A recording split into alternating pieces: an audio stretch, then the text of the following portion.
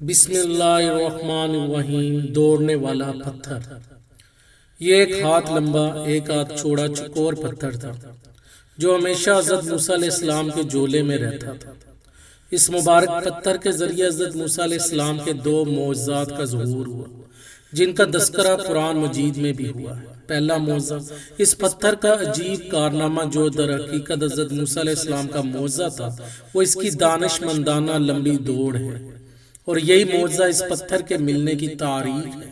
اس کا واقعہ یہ ہے کہ بنی اسرائیل کا یہ عام دستور تھا کہ وہ بالکل ننگے بدن ہو کر مجمع عام میں غسل کیا کرتے تھے، مگر حضرت موسیٰ علیہ السلام گو کہ اسی قوم کے ایک فرد تھے اور اسی ماحول میں پلے بڑے تھے، لیکن خداوند نے ان کو نبوت اور رسالت کی عظمتوں سے سرفراز فرمایا تھا۔ اس لیے آپ کی عصمت نبوت بلا اس یا سوز بے غیرتی کو کب گوارا کر سکتی تھی؟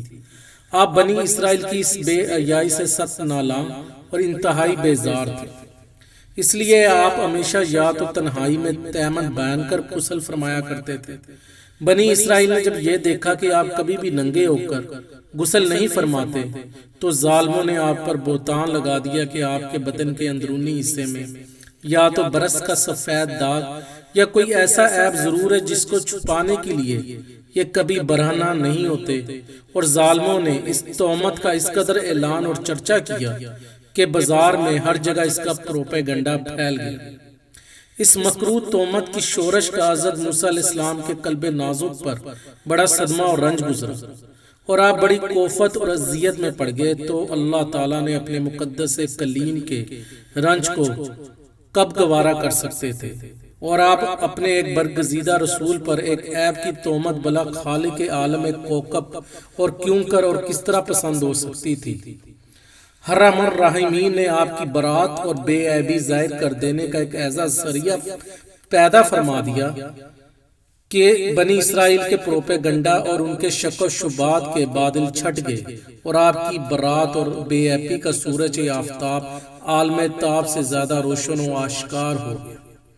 ہوا یوں کہ ایک دن آپ پہاڑوں کے دامن میں چھپے ہوئے ایک چشمے پر غسل کے لیے تشریف لے گئے، اور یہ دیکھ کر یہاں دور دور تک کسی انسان کا نام و نشان نہیں ہے۔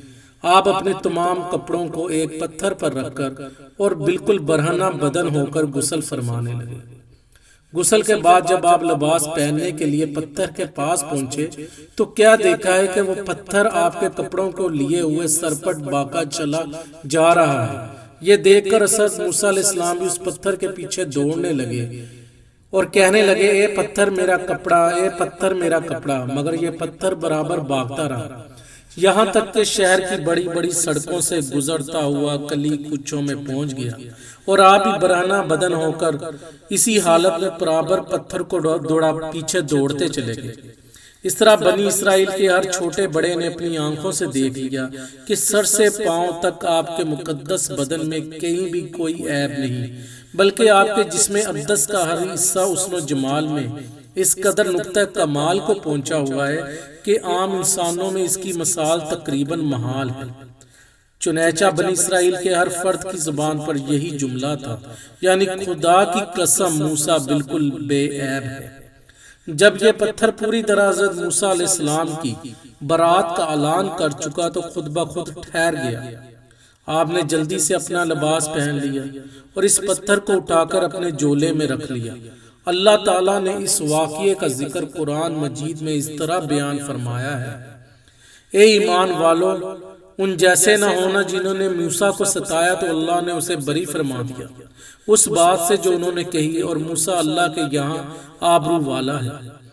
دوسرا معجزہ، میدان طبہ میں اسی پتھر پر حضرت موسیٰ علیہ السلام نے اپنی عصا مار دی تو اس میں سے 12 چشمے جاری ہو گئے تھے، جس کے پانی کو 40 برس تک بنی اسرائیل میدان طبہ میں استعمال کرتے رہے۔